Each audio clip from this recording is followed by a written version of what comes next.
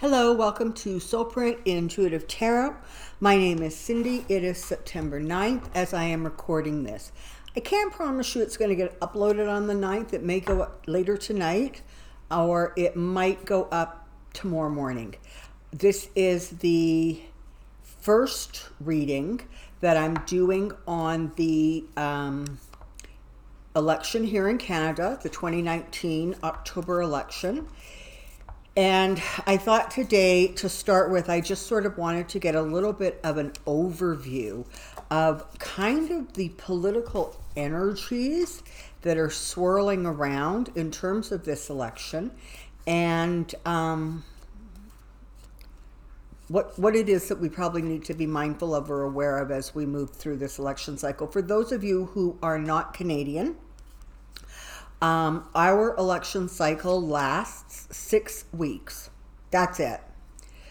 So, as of right now, I believe the election is scheduled for October 21st. I am not positive about that because the election has to be held on or before October 21st. But if I remember correctly, I was hearing something about October 21st was causing a problem because it was interfering with a religious holiday, I think Jewish, I could be wrong, but there was sort of an issue with the date. So I'm not even actually sure if it's confirmed for the 21st, but it's certainly going to be, that date or a day or two before that date. So, that being said, election stuff should be starting, I'm thinking later this week, like the full-on onslaught of it. Okay, so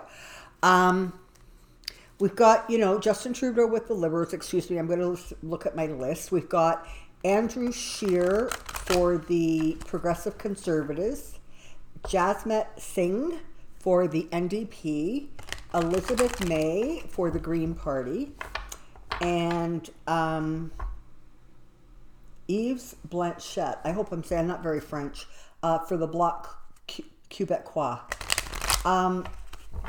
So one of the things that has happened in the last little while is that the Conservative Party provincially has been gaining a lot of ground, and probably the area that is of most significance going into the federal election is Ontario, because they typically are a pretty staunch liberal province, and they went kind of hard for Doug Ford, who was a conservative, and there are some things that I'm hearing that are really frightening about the way he is running that government. And I guess it's just going to be a matter of whether or not people are fed up enough in Ontario with kind of some of the stuff that happens under a conservative government. One of the most recent and honestly most egregious things I have heard in a good long while is that schools in Ontario, and I think they could possibly be like the later grades. I'm not talking about like elementary schools. They are now up to as many as 45 students in a classroom. There are so many kids crammed into those classrooms that there is not somewhere for them to sit. They are literally sitting on window ledges. That's appalling. And I mean, if I remember correctly, and I'm not in Ontario, but I'm positive I heard that Doug Ford was saying, yeah, we're going to add 2 or 3 kids per classroom. It's not a big deal. Well, you know what? 2 or 3 kids does not 45 make. So it's going to just be interesting to see. I can tell you I reside in Alberta, and here in Alberta, what's his name? Kenny. Has been in government for, I don't know, a handful of months, I guess. And people out here are not annoyed with him. So then this province is going to probably remain a stronghold Conservative Party. What is interesting, however, is that the Green Party under Elizabeth May seem to be picking up some support. And in fact, we've got some NDP people who are actually crossing the floor, if you will, to the Green Party. And I suppose that maybe part of that is because we're finally getting some awareness of exactly the kind of crisis the province is in. Now, I'm going to do my level best to stay neutral. Those of you who know me know I'm probably not really that good at it, but I'm going to try. I grew up in Alberta, so I grew up, frankly, being a conservative. But I don't like, honestly, what's happening to the Conservative Party. And while I am not the biggest fan of Justin Trudeau, I at least appreciate the fact that unlike the United States, and frankly Britain now with that Boris Johnson guy, at least Trudeau is not an international embarrassment. And because he is younger, I feel like he has a better handle on kind of the future globally than perhaps some older or more conservative politicians might.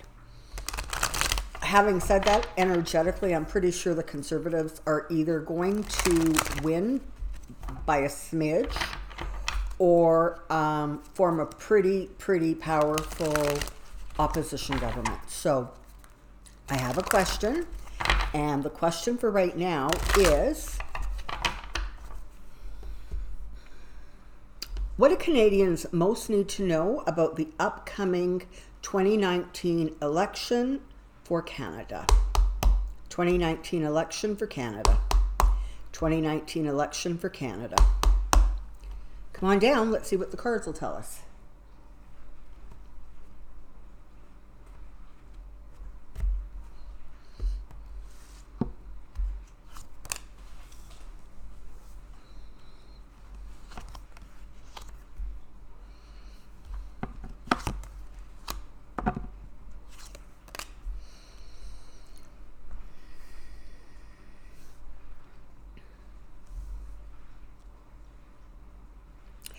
Well, okay, the first thing I will tell you is this is going to be a little bit of a more turbulent election cycle.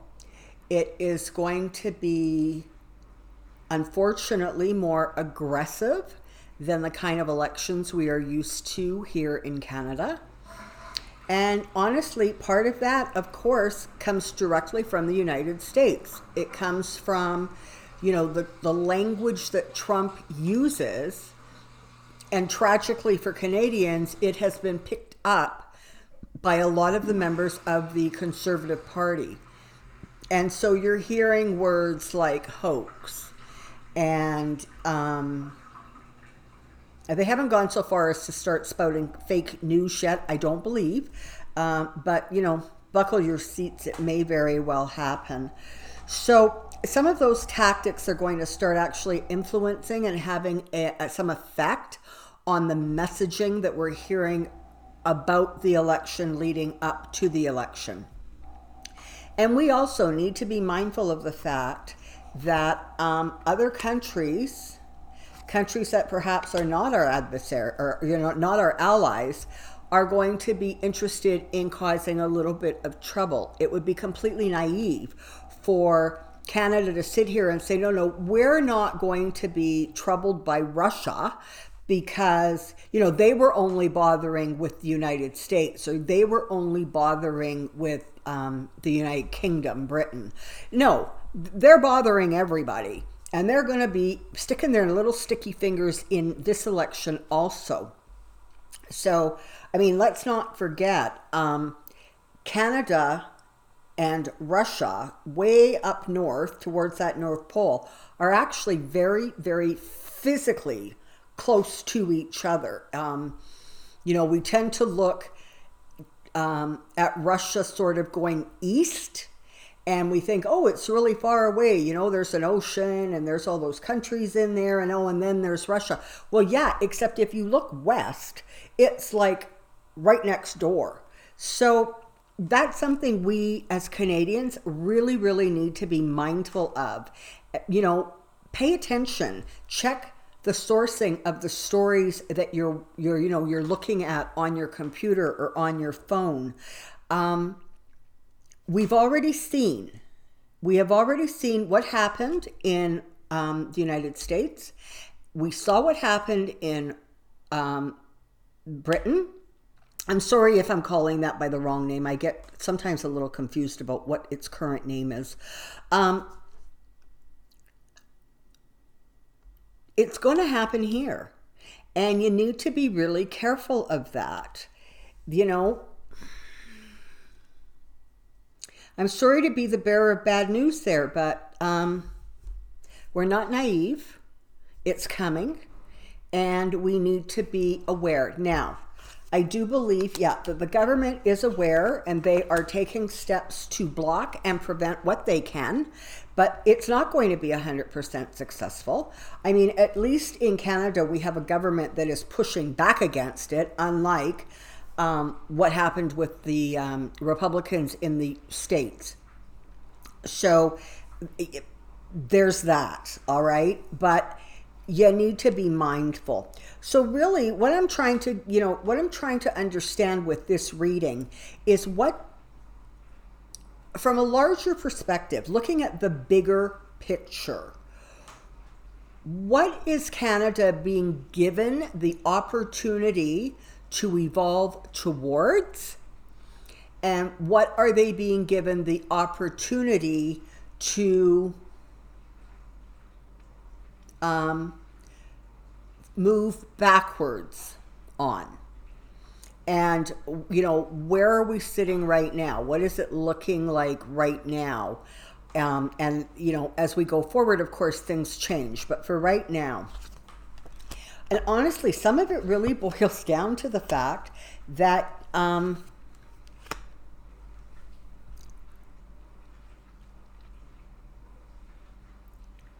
wow, okay, so some of it boils down to the fact that there are the same issues or problems in this country that there are in other problems, in other countries. And it's just a matter of whether or not we become incredibly aggressive about the way we want to handle things like immigration. And not at all unlike the United States. What you have here is you have a situation where Canadians who are, older, okay, and I am in my 60s, and so frankly, I put myself at the beginning of that category. Kind of used to a certain way of life, kind of used to certain standards. We're sort of used to the way things were, the way things have been for, generations past. And what we're faced with now is, technology that is not always understood by most of us, and I include myself in that category. We have people who have farmed the land, people who, grow fruits in the orchards of BC and Ontario. They're wanting things to stabilize so that they can continue to make, a living, so that they can continue to support their family.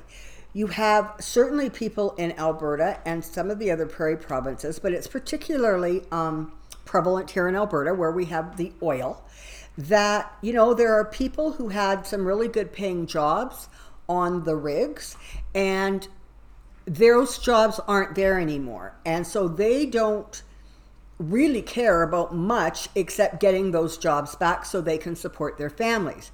But then you have this other group, which are younger, college educated, more progressive in their thinking, and they are pushing back and they're saying, you know what, you guys, you had your chance, you had your opportunity, and you've done with Canada what you wanted to do with Canada, say, for the last 50 years. Well, you know what? You're not going to be raising your children in Canada for the next 50 years. We are, and our children are. And we need to start making Canada someplace that is going to facilitate a healthy lifestyle and a stable lifestyle. And that means paying more attention to the environment. that means making sure that money goes into technology, education, clean air, clean water. It's a very different mindset. You know, it is, again, more inclusive. You have a group of people who are saying, I don't like all this immigration. Enough is enough. You're not like us. It's not that different, people, from what goes on across the pond and what goes on to the south of us. And then there's this other group of people that are saying, if we don't have healthy immigration, if we don't have money going towards the things that our children are going to need, there's going to be nothing for anybody to fight over.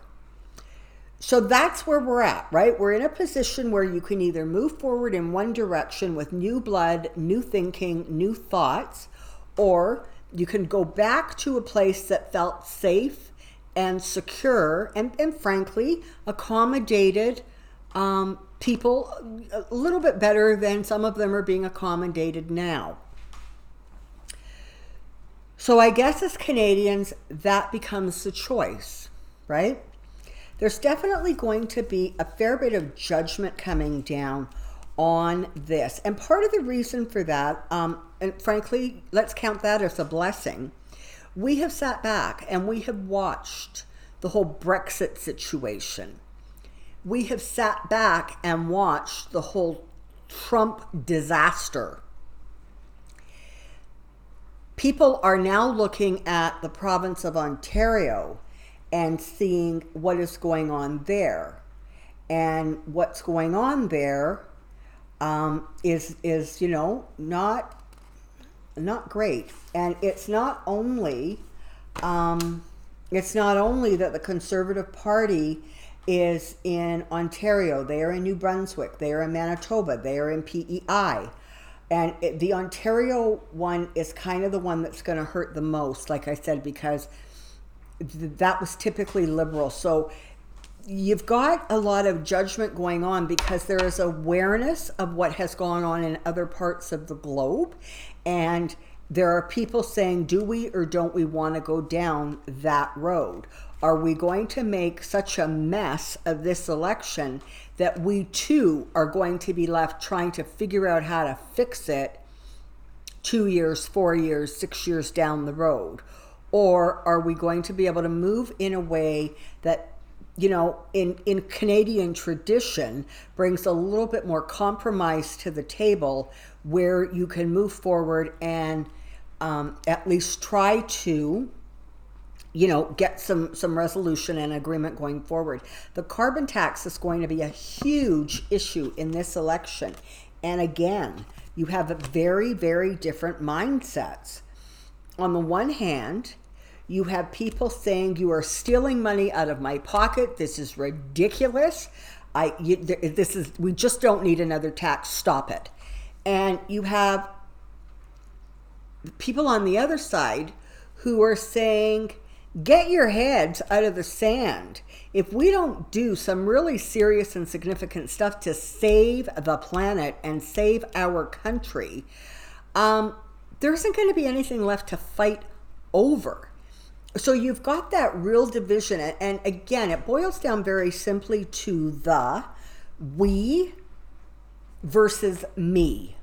It's just as simple as that. When you break it all down, it's, are we going to, as a country, decide that we are more concerned about we as a group, as a country, as a citizenship, or are we going to focus on what I can get from the government, what I need to make my life work, and kind of the heck with the rest of you? So that's where we're at. That is the energies that we are dealing with and facing with, moving towards that October election. At this point, it is going to be a tricky win for the Liberals. Now, just philosophically, the Green Party and the Liberals have far many more points of contact, points of where their philosophies overlap and where they kind of agree about the same things going forward in terms of a really huge topic like the environment. You have the conservative governments, trying to cut costs, save money, rebalance budgets. But unfortunately, at this point, it really does look like they are not rebalancing the budgets in a way that are not going to harm people. Okay, they're going after healthcare, they're going after education, they're going after the things that we as Canadians are used to having relatively good quality services with. And they start slashing and cutting those. Again, it's not going to be the 65-year-olds who are going to feel that. It's going to be the 20 and 30-year-olds who are watching their children struggle in school, who are not going to be able to get their children in to see doctors. That's where you're going to see that kind of real division of attitudes and mentalities. As of right now, and right now, the energy I'm looking at right now, it looks like it's going to be a hard fight for the Liberals to win. And it looks like the truth is going to be abused. Let's say it that way. So, as a Canadian citizen, it kind of behooves you to pay attention, to listen carefully to what is being said. Do not get caught up in the taglines or the marketing lines, because what happens is you get so caught up in the we're going to do this that you don't listen to the 110 really destructive ways they're going to accomplish it. And honestly, that's across the board for every government. Right now, I'm not getting any sort of a definitive answer. I have to tell you, it looks as if there are going to be, based on this card, it looks like there is going to be a minority government with probably the Green Party or the NDP, although I suspect it's the Green Party, joining with them to give them the numbers they need, with a very strong opposition party. If that is the case, just statistically, just with the numbers I've been seeing lately, this would be the Liberals and the Green Party, and this would be the Conservatives. Because the way the energy is going right now, the Conservatives potentially could win this election by a significant margin. And it is for Canadians to decide whether they are evolving or devolving. But we're going to do one. This is not going to be just another election like the elections in the United States and Britain. This one has consequences, and the consequences might not quite be to our liking unless we are paying attention and being mindful of what it is and who it is we are asking to govern this country in our name. And I think it's time that Canadians remembered those last few words, in our names. So, I think that's it for now. Yeah, it's going to be brutal. It's going to be bloody. It's going to be sarcastic. There's going to be a lot of lying and rhetoric and accusations going back and forth. And honestly, this is not kind of what we're used to. Our elections don't get particularly vicious that way. But trust me, some people are taking their cues from the Trump win. And for reasons that, frankly, from a spiritual perspective, completely confound me. And I don't understand why people see that as the right way to go. But some people do. And so this is important. You need to get out there and vote. You need to pay attention to who's saying what and what that means and how they're going to accomplish what they say. And, you know, be mindful of the fact that when any government is running for election, they make a bunch of promises. And probably, you know, a quarter of them actually get accomplished. And then the next election, somebody stands up on a soapbox screaming and yelling about everything they said they were going to do and they didn't get done. And then so we vote out the party who didn't get enough done, and we vote in the next party who makes a bunch of promises about what they're going to do. And 4 years later, we realize, oh, you know what? They only got about a quarter of it done too. So then we get annoyed with them and we vote in the next party.